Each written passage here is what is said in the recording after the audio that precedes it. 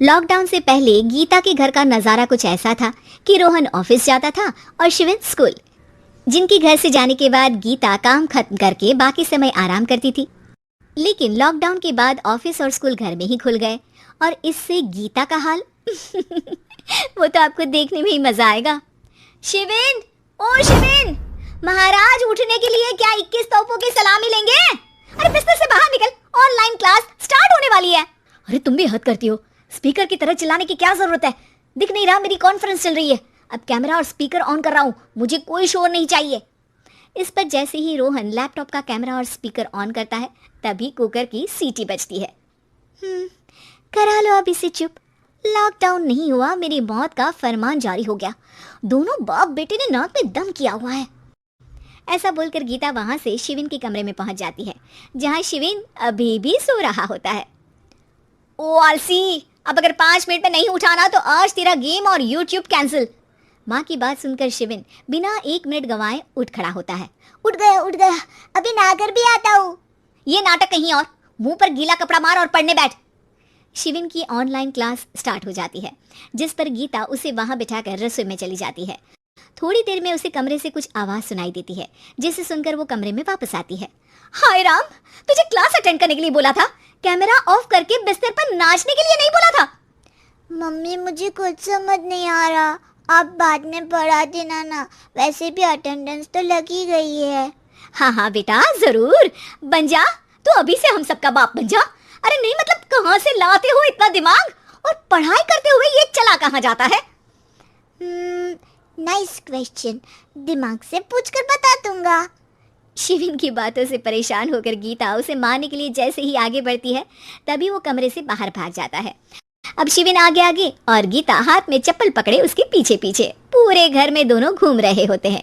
इसी बीच वो रोहन के पास पहुंच जाता है और शिविन को मारने वाली चप्पल रोहन के लैपटॉप पर जाकर गिरती है। ओए माँ!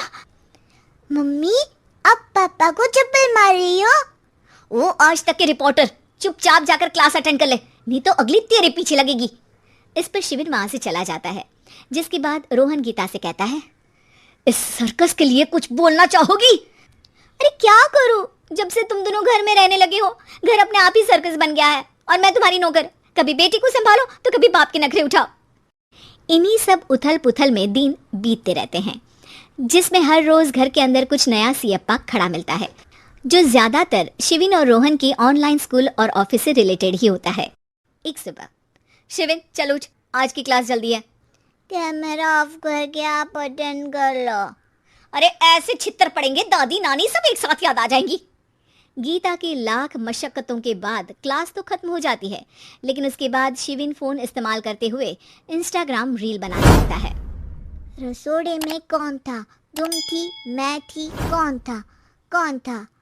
हाँ, मैं गरीब हूँ। अरे ओ गरीब के बेटे, आजा, मैं बनाती हूँ तुझे गरीब। मैं बताती हूँ रसोड़े में कौन था। पढ़ाई करने बोलो तो इनकी माँ मर जाती है, और ये पागलपंतियाँ जितनी मर्जी करा लो। गीता शिविन को डांट रही होती है, तभी रोहन बीच में बोल पड़ता है, अरे बच्चा ही तो है, इतना गुस्सा क्यों कर रही हो? बेटे का साथ देने की इसी एक कोशिश में अब शिविन के साथ साथ रोहन भी गीता के गुस्से की सूली पर चढ़ जाता है। अगर बेटे पर इतना ही प्यार आ रहा है तो इसे क्लास अटेंड क्यों नहीं कराते, इसका होमवर्क क्यों नहीं कराते? उस समय तो बहुत जल्दी मीटिंग आ जाती है, वो काम मैं करूं और यहाँ इस बेफिजुली की चीज में तरफदारी करके बन जाओ महान। हे भगवान, कोई तो इनके ऑफिस और स्कूल खुलवाओ, मैं इन्हें और घर में नहीं सह सकती। अरे कुछ और मांग लेती, क्योंकि तुम्हारी ये विश इस साल तो पूरी होने से रही, कोरोना। हाय नास बेटे ने जिंदगी ही बर्बाद कर दी। खाए कोई पचाए कोई, कल मुझे चुन चुन कर सबको मेरी बद्दुआ लगेगी। उन्होंने दुनिया का और इन बाप बेटे दोनों ने मेरा जीना मुश्किल कर दिया। गीता वहां से चली जाती है, जिसके बाद रोहन शिविन से कहता है, अरे तुम्हारी मम्मी इतनी भड़की हुई क्यों है?